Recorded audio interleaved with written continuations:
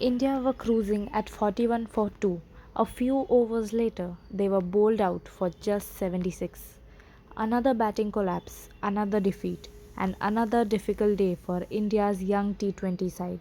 Questions are now being asked about the batting order, team selection, and whether this rebuilding phase is heading in the right direction. I am Sakshi and welcome back to the channel. Today we are breaking down everything from India's disappointing performance against England, the batting collapse, the positives with the ball, the tactical decisions, and what India must do if they want to stay alive in this series. England came into this match full of confidence while India desperately needed a response. Unfortunately, the visitors never managed to seize control. India started reasonably well, reaching 41 for 2, but that was where everything changed. England's bowlers tightened their lines, created pressure, and once wicket fell, the entire batting lineup unravelled.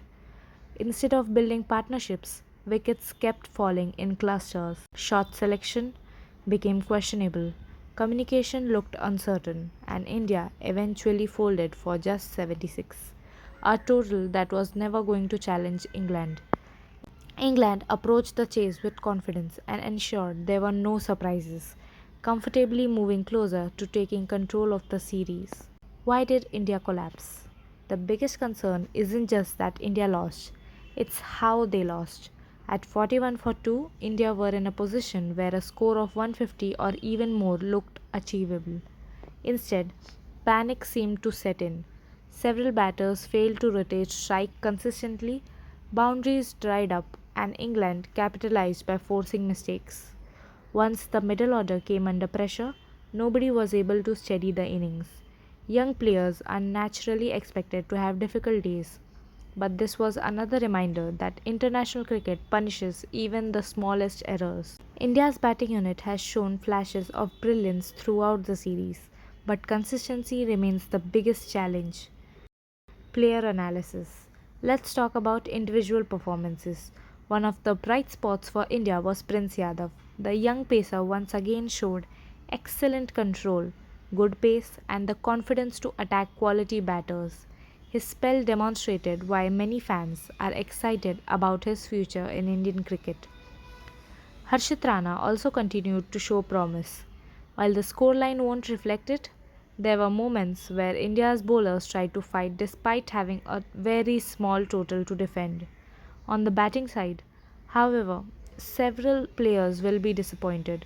India needed someone to take responsibility and bat deep into the innings. Instead, the dismissals came one after another, leaving the lower order with too much to do. This is an area where the team management will certainly expect a much better response in the next game. Now comes the bigger discussion. Should India continue with the same combination? Should experienced players like Sanju return if available? Should the batting order be reshuffled? These are difficult questions because this series is also about giving young players opportunities.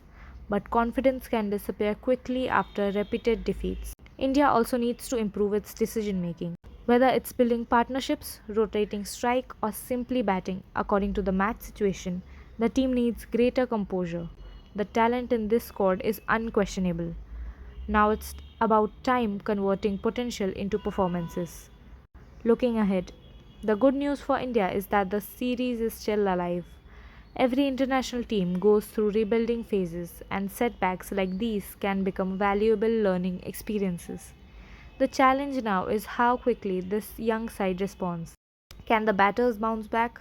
Can India level the series, or will England continue their dominance?